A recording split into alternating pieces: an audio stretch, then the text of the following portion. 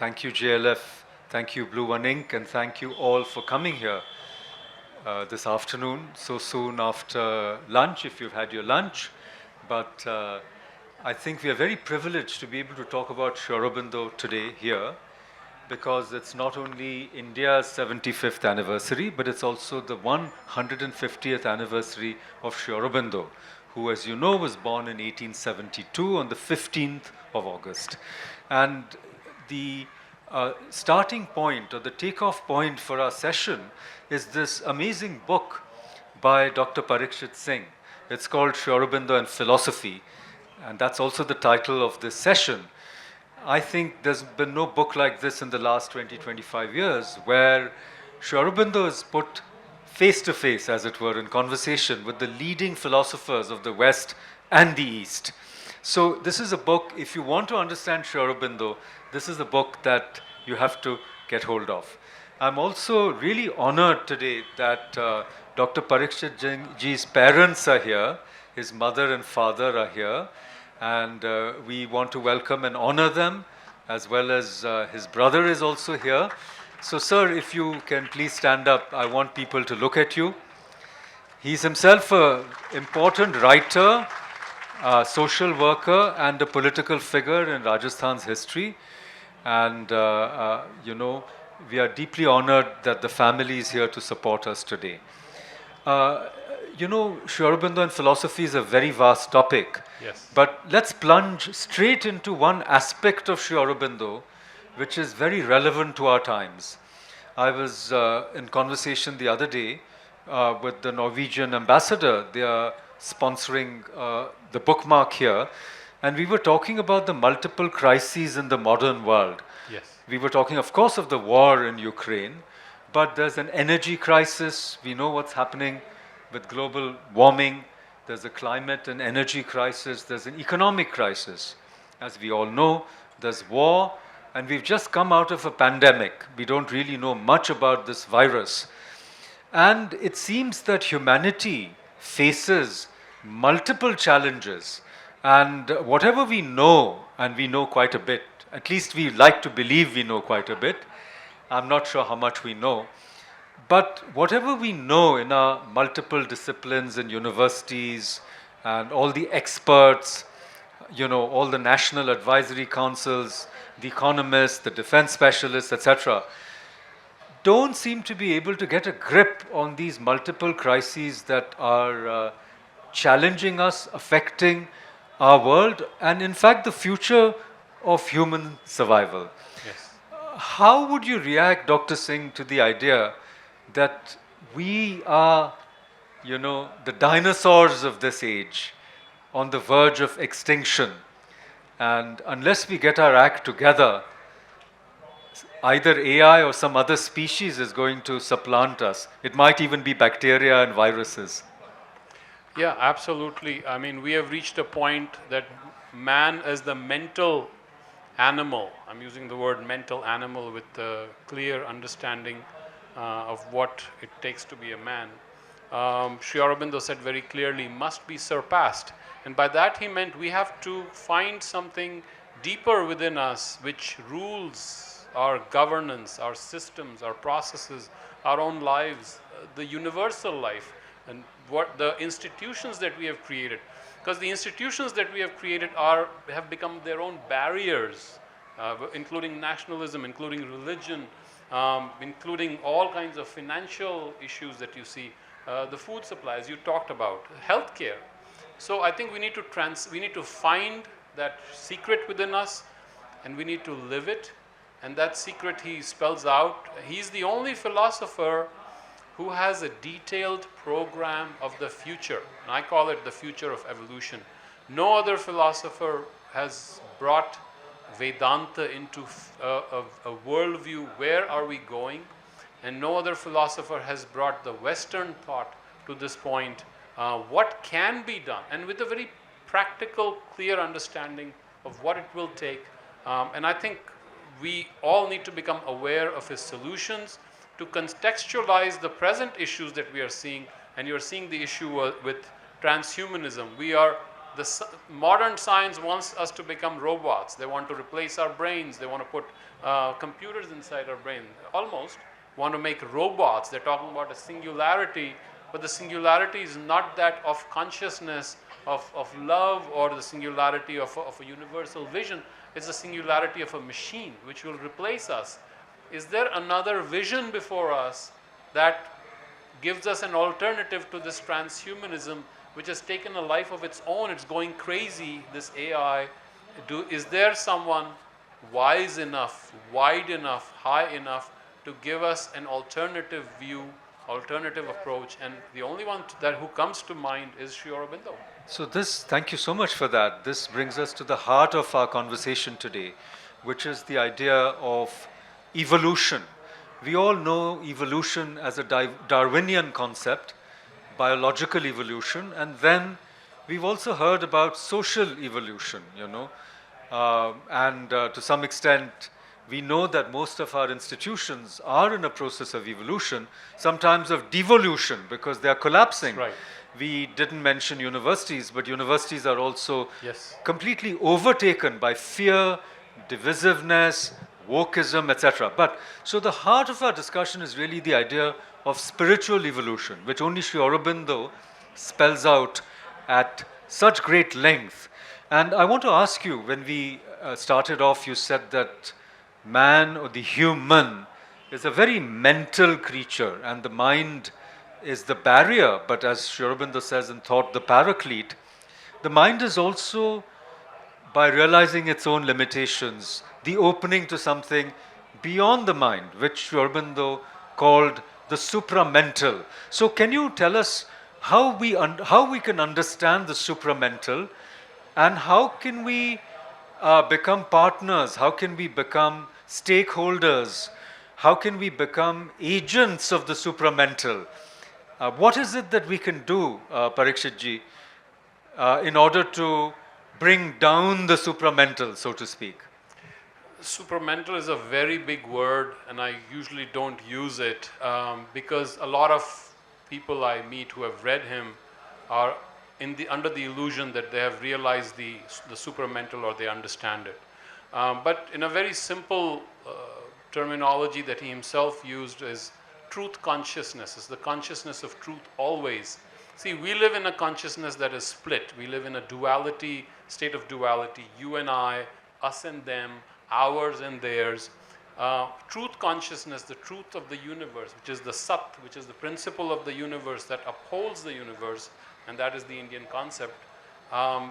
That consciousness, which totally knows it, is one with it, which means if that consciousness has an idea or a will, it happens instantaneously. There's no separation like we have. We have an idea and it will take time for us to make it happen, or we will have to try to make it happen.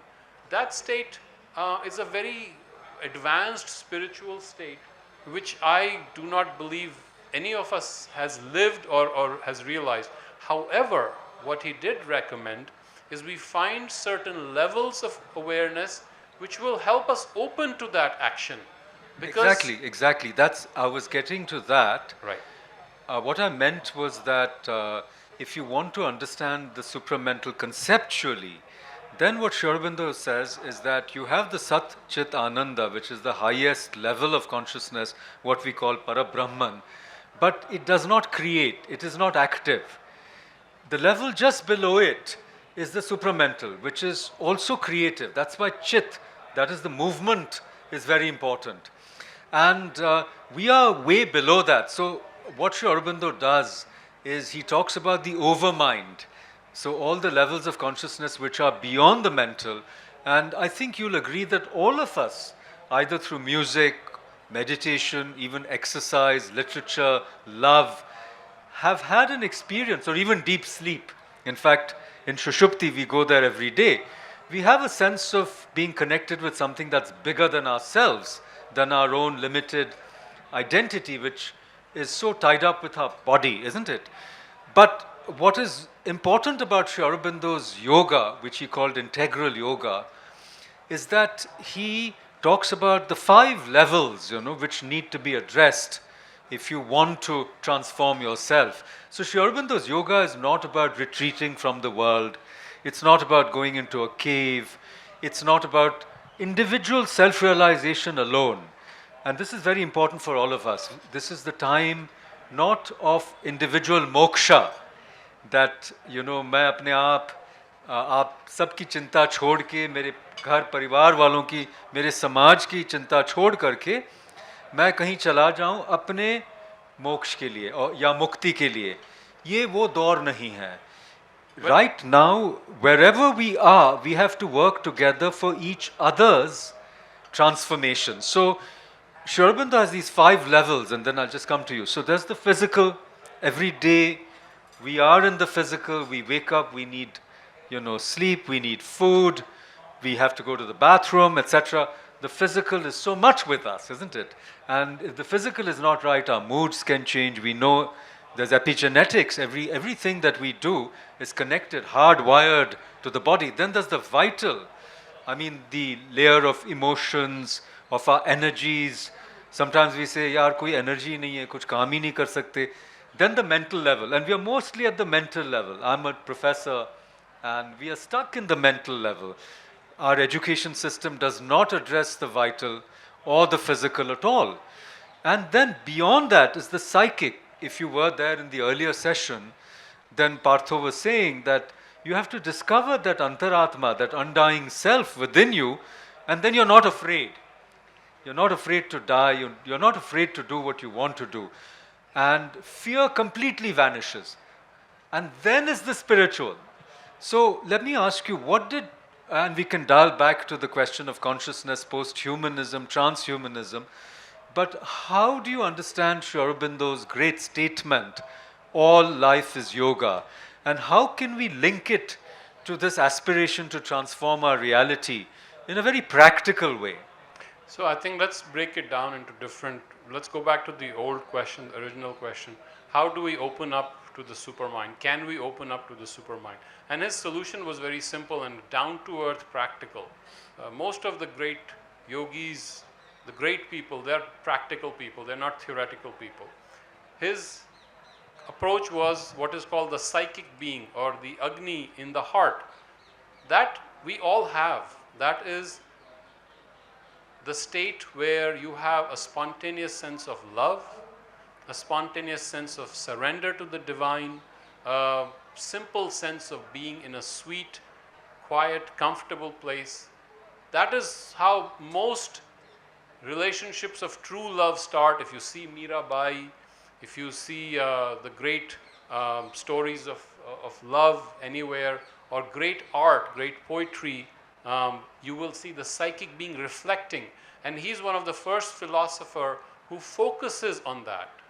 And his word was, psychicize your being, which means that bhava, that feeling of deep adoration for the divine, and which is no longer part of the ego, awaken that Agni in the heart, which also is not something where you withdraw. It needs to take over your mind, it needs to take over your prana, your vital, which is all over.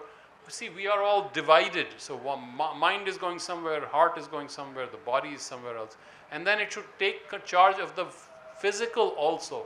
If that can be done, he used to call it the psychicization of the whole being, the lower parts of our being, then the first step is taken.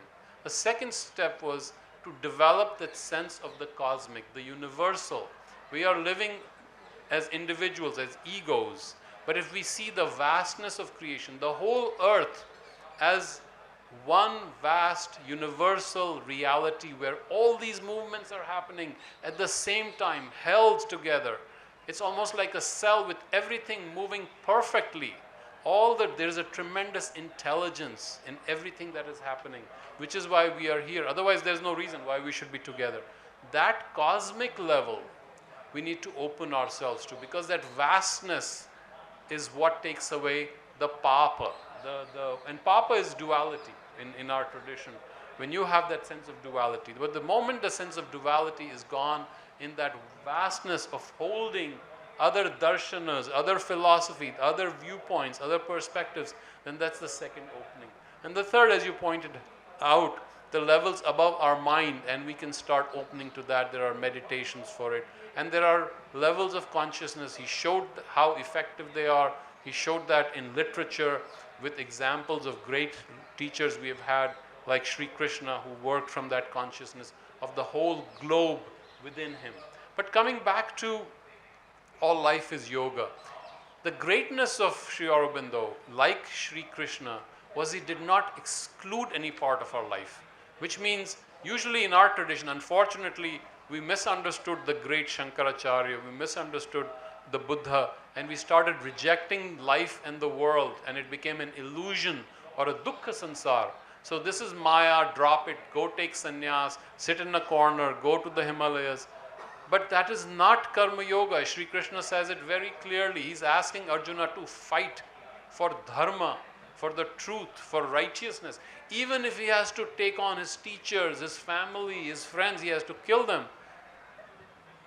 Now that karma yoga which Sri Krishna taught us, we forgot. And so we started excluding things. Sri Krishna does not exclude. He takes everything in himself, whether it's Sankhya yoga, whether it's yoga itself, whether it's bhakti, he takes it all in himself. Sri Aurobindo did the same thing in his vast vision.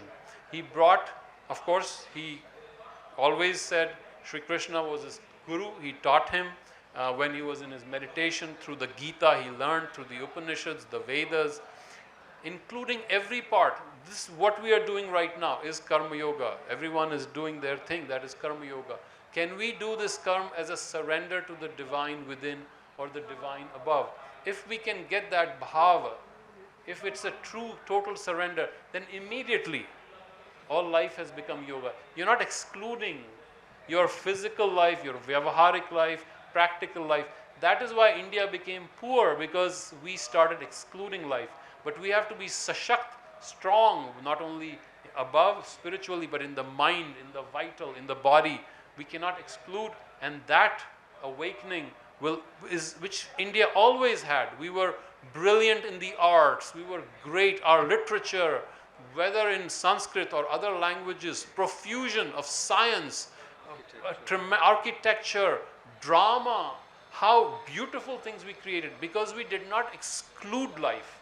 But at some point there a break happened. Perhaps there was a reason, maybe Yug Dharma, that we took a break and everything was dukkha and we had to find something.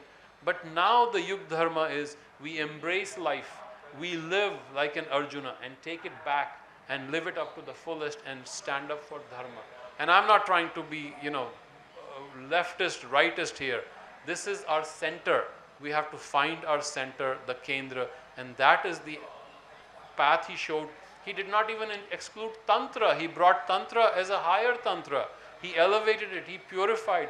This transformation of everything that we do is constantly there in the Veda. Transformation of everything we do is a part of Sri Aurobindo. Constantly he's trying to say, psychicize, spiritualize. That is the step that we all can do. And it doesn't have, you don't have to be great yogis sitting out there. Every moment, right here, if we aspire for purity, for truth, for love, for goodness, for kindness, for gentleness, for standing up for integrity, we can practice the yoga right here, right now. He was a freedom fighter right in the midst of fighting for India. He's the one who initiated the will for Swarajya, Swadharma, the first man who instilled it through Vande Mataram. And with the Pal Bal Lal trio, he was the so-called extremist, the deluded man. But look, in 3 years, 4 years, he brought that will to the nation. He made the Surat Congress split, and he instilled that. And 22 years later, the Indian National Congress had a conversion and accepted that as our position. Purna Swaraj. Purna Swaraj. So this, Lahore absolutely, this yogi who's fighting and he is willing to die and willing to take on the most powerful empire on earth, the British, Pan Britannica. He could fight it, he could create it. That little one man could do that. And that is what we have to realize. Each one of us has that power within. that he realized, and each one of us can bring it out. We don't have to sit there, go somewhere and do it. That's what I understand from All Life is Yoga. I know I stretched the answer too long, but that's, when you start talking about it, you can't stop. Now, I want to pick up a couple of threads that came out. I think they're very important.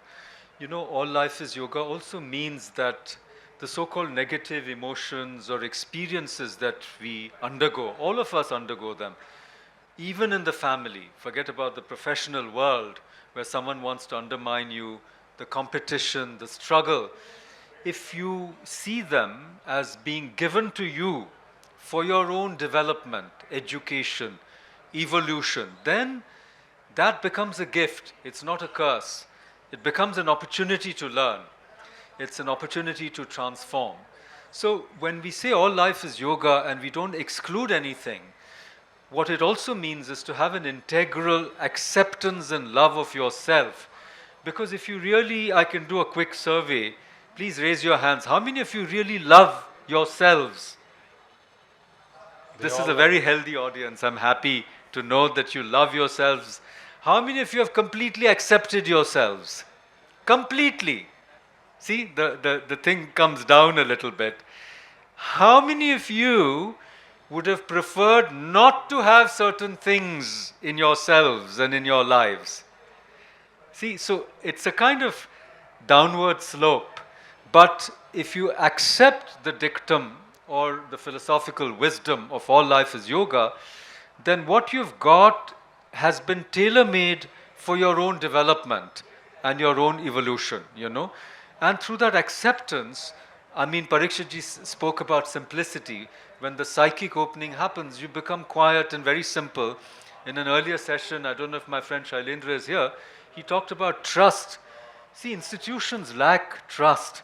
And even there's a big trust deficit between the governed, you know, and those who govern them, the rulers and the ruled. How many of us really trust, you know, our leaders? So you can't have trust unless, in a way, your psyche is opened, you're simple, and you have some kind of love in your heart where you feel that I'm not going to harm you. I don't see any reason why you want to harm me. And if you do want to harm me, it's not that I'm going to roll over and die. I'm also going to stand up and tell you, you know, sorry, but this is how far you can go. So being a yogi in everyday life is what Sri Aurobindo tells us or teaches us how to do. But let me go to one of the things you said about Agni, because the very first Rik of the Rig Veda, as it is now given to us, is Agni Mire Purohitam. So he says, oh Purohit, you know, stoke up that Agni which is inside. What do you think that means? What is that Agni inside? And I know you're working on the Vedas and Sri Aurobindo, and one of his great books, which I recommend to everyone, is The Secret of the Veda. Because we all say that the Vedas are the foundation of our Sanatan Dharma, but nobody knows what the Vedas are, right? So what is that Agni that Sri Aurobindo wants us to, should I say, ignite?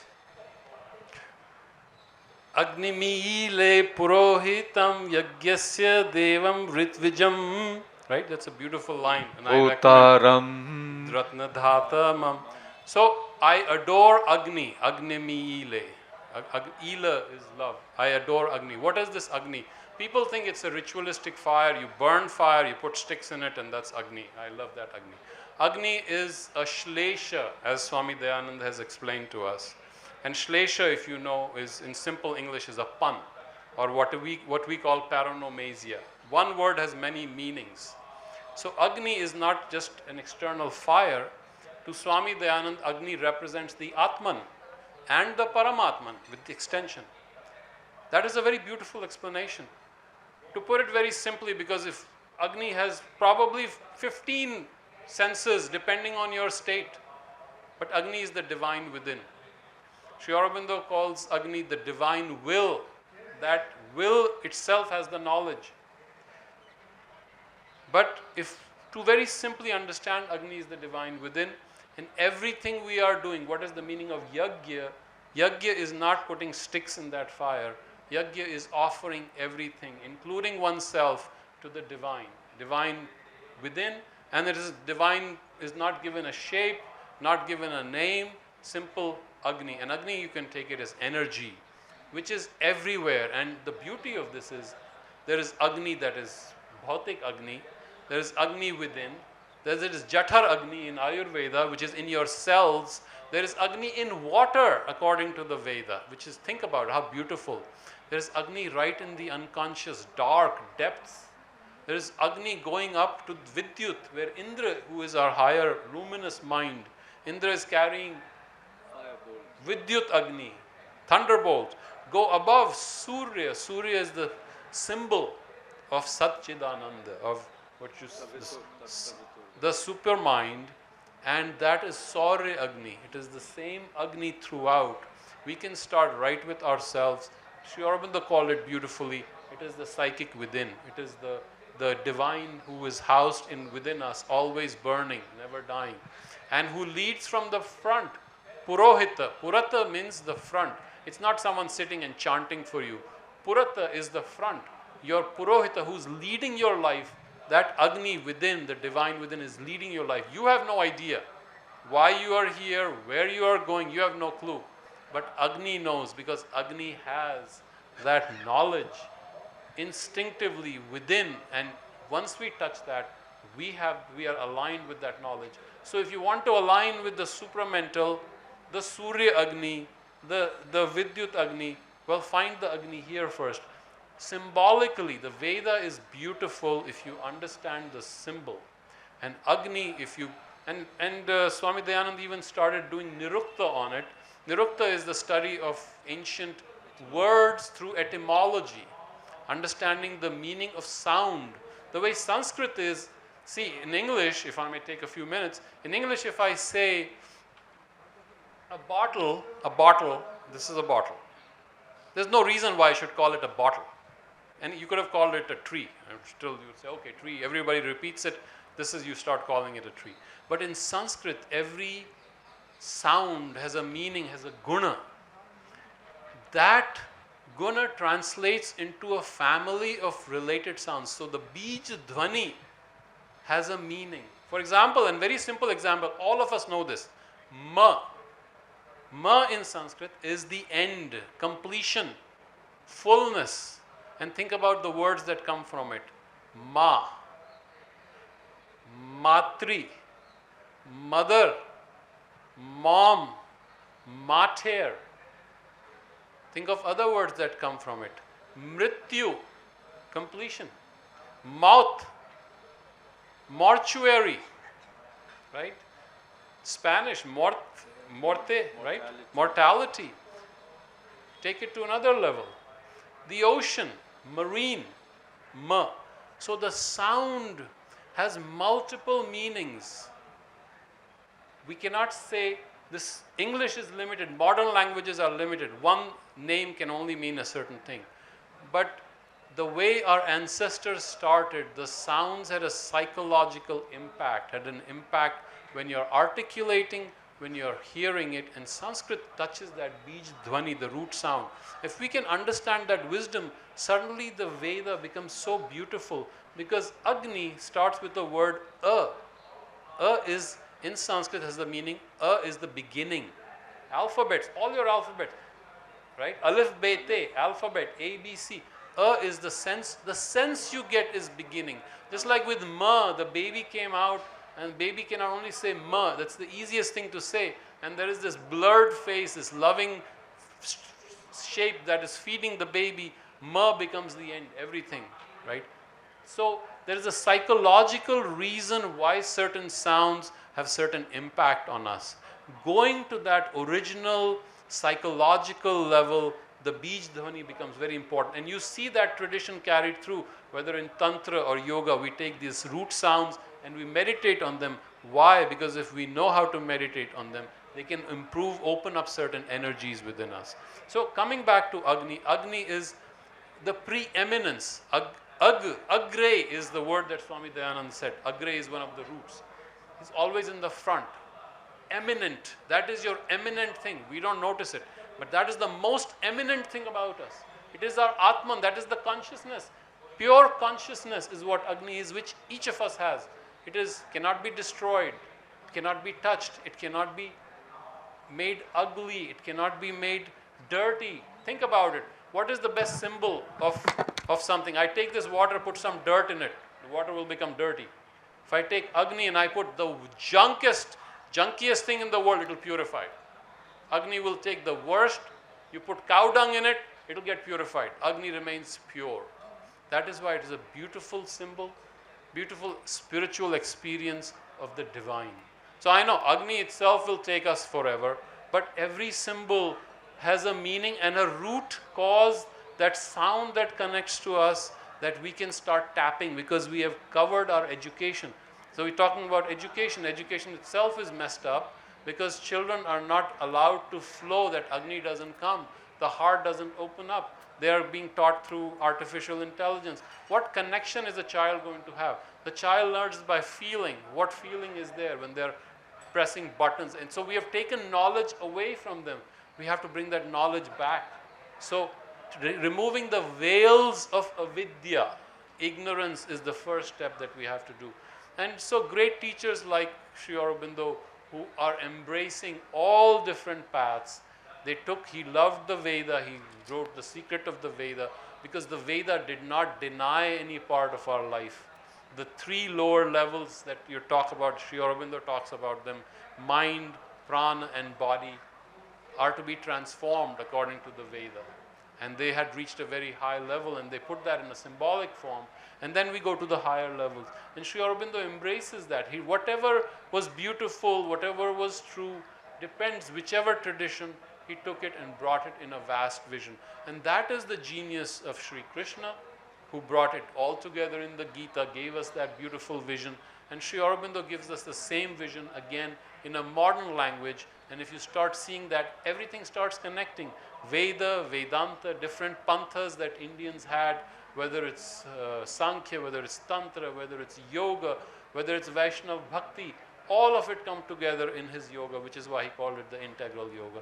Sorry, but I thought it was worthwhile talking about.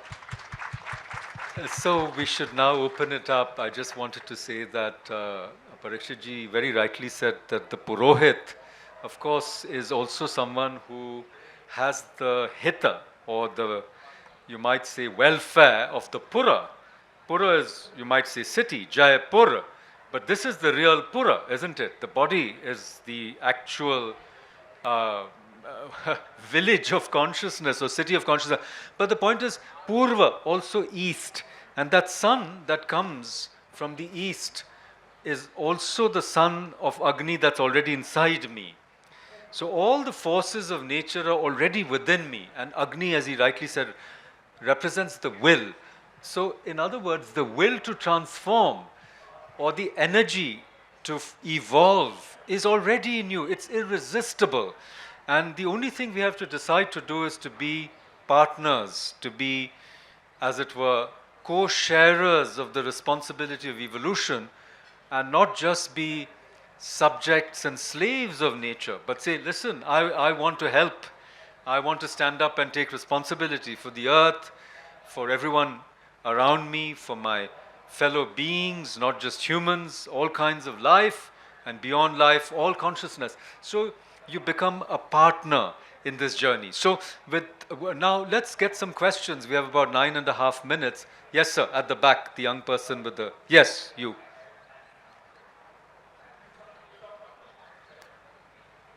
And please make it a question if you don't mind. And Pura also means fullness, which is where the Purusha comes from. Purusha has 5 roots. So this body is a city of 9 doors. So Navadwara, Puri, which is one of the descriptions of the body. Yes, sir. Thank you very much for that wonderful talk. My question relates to the role of mother in Aurobindo's life. And many people have questioned that how Aurobindo's ashram was used as a platform, and by co-option by certain interests. And when we talk about, you mentioned Tantra, can you also shed some light on what was happening with Madame Blavatsky, the Order of the Black Star, during, around and in and around Pondicherry and Aurobindo's ashram? Thank you. So let's talk about the mother. I think that's a very important question. And I haven't written about the mother because just like writing about Sri Aurobindo is a vast task, writing about the mother herself is a task that is unless you're inspired, you can't do that. But Sri Aurobindo's concept of the mother was the highest level of Adya Shakti, the Shakti of the universe who has all intelligence. And he has written a beautiful monograph on the mother with 6 chapters, and he talks about the 4 powers of the mother, divine mother, whether it's Saraswati, Maheshwari, Mahalakshmi or Mahakali. And that's a beautiful way of seeing the universe, and he invokes the mother because India to him was also the divine mother. India was not a dead, just a geographical entity. And so he links this worship of the divine mother to India, and so takes away the narrowness, the parochialness of how we see our own land. And that's what he did. He constantly advances our borders. But worshipping the mother is an instinctive aspect of our religions, of our panthas in India, for sure. And you can see that not only in Tantra, in Bhakti, Ma Durga, Navratris, in other traditions too. Catholicism has it very powerfully. Other traditions, the mother is, and every one of in our life, whoever is sensitive, the mother is important. Invoking that principle was the important part. Now the mother who was his associate, Sahayogi, was another very advanced spiritual being who put into action, even when Sri Aurobindo passed away, who put into action, executed what his vision was. Sri Aurobindo was a great yogi, but we see the balance of a male and a female. And the male visualizes, sees Shiva, has the highest consciousness, but to bring it into reality, you need that feminine force, the Mahashakti. Without the feminine force, nothing works in this universe. And Margaret Thatcher said it beautifully. If you want something to be discussed, get some men. If you want something to be done, get a woman. Right? So the mother, and Sri Aurobindo himself said, without the mother, I would not have been able to execute it. So she, in a human form, brought it into reality. And that's all I can say. I know we have very little time. I don't know much about Osho being part of that. Madame Blavatsky's was not so much associated with Sri Aurobindo, although they had some run-ins during the independence movement. Or That maybe was Annie Besant. Annie Besant. But Madame Blavatsky was different, and she started the Theosophical movement, which went to Annie Besant, and she found J. Krishnamurti. But that would be another book, and I would... But I can assure you that these are absolutely false rumors of the ashram being hijacked and all. Auroville is a different cup of tea. Most people don't realize that the Sri Aurobindo ashram and Auroville are totally different. But okay? that's again, but that's not important. We are talking about Sri Aurobindo. What humans do with things, we make a mess of everything. Yeah. But let's learn from the best. Yeah, Madam, go ahead. Yeah. Mic, please. Mic, please. It was a wonderful session. Thank you. My question is, one is related to the, as you mentioned, talked about the Agni Tattva. So I just want to understand what exactly is the concept behind giving Surya ko jal chadana, number one. Number two, as recently we are talking about the mother, word Ma.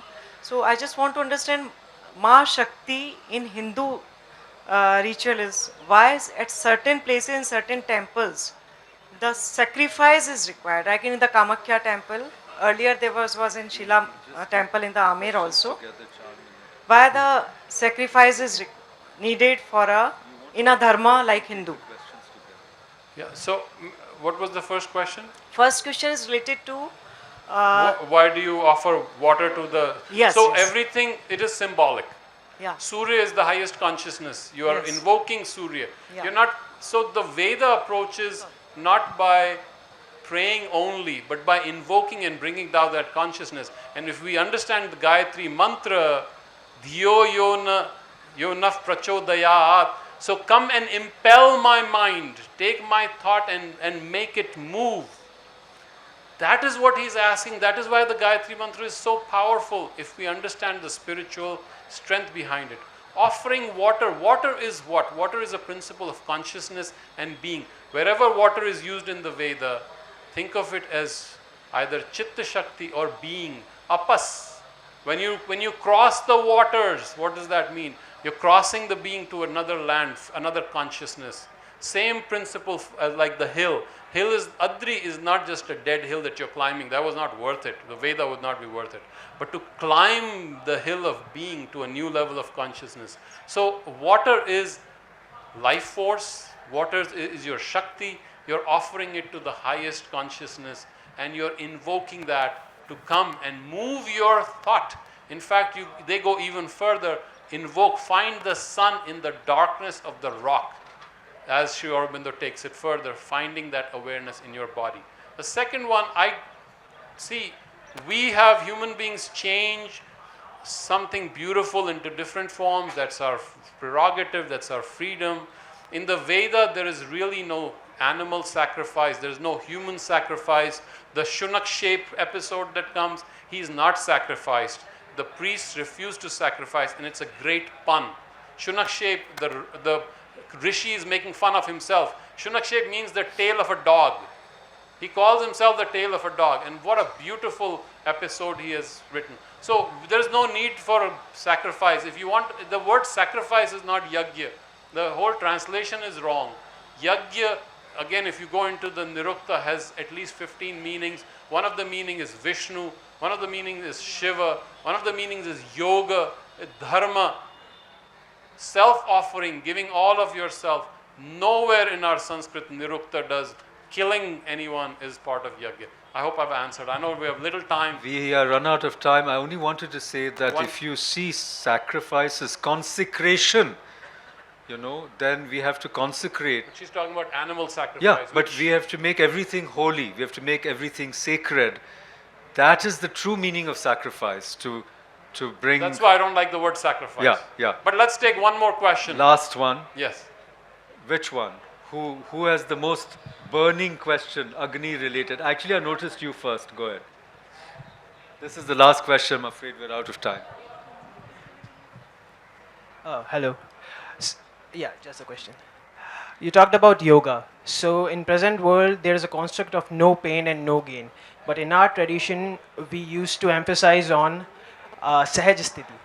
So what Aurobindo has said on Sahajasthiti? Yeah. So I'll give a very simple statement. What Joseph Campbell said to us. If someone asks me, what should I do? And he took it from our Indian tradition. And sometimes we listen to the Westerners more than we listen to ourselves. He said, follow your bliss. Right? Satchidananda, follow Anand, you'll find God. Follow your bliss. So first you have to find what bliss is. That takes a lot of intelligence and sensitivity. What makes me truly happy? My happiness is not by taking away from you, stealing from you. What is it that truly gives me happiness? And that takes me to the Vedic word soma. We talk a lot about soma. Soma is beer, soma is wine. Let's have some somaras, alcohol, ephedra. There's a herb there. 15 different herbs they've suggested as somaras. Somaras has nothing to do with a drug or an herb. These guys were not drunkards who were hallucinating. Soma means the moon. Indu. Soma means bliss, the ananda. The moment you do Agni, or invoke Agni, that means tapasya. The tapa, the energy of it, creates soma within you. That soma filters in your heart and goes in the kalasha of the heart through the sieve called pavitra. Look at these terms, how beautiful. You feel the som within when you start doing yoga. Sahaj yoga, just follow your bliss. Everything goes smooth and easy. Sri Aurobindo calls it the sunlit path. What a beautiful term he has used. So please understand, anytime someone says somarasa, remember they're invoking the highest, most beautiful ananda for you. And we can go into the nirukta of it someday. But we are at zero, shunya. And I think that's the best time to stop. Well, thank you all. And you'll agree that we've got a new definition of yoga, follow your bliss. I want to suggest to you that the 2 books of Pariksith ji are available at the back for signing. Get hold of them. And this book, I don't know if you can see this book, a new edition of this book was supposed to be here. It's not here, but look for it. This is the Penguin Sri Aurobindo Reader, which I edited first in 1999. And the new edition has additional material in it, especially on India's mission in the world according to Sri Aurobindo. Thank you all very much. Thank you.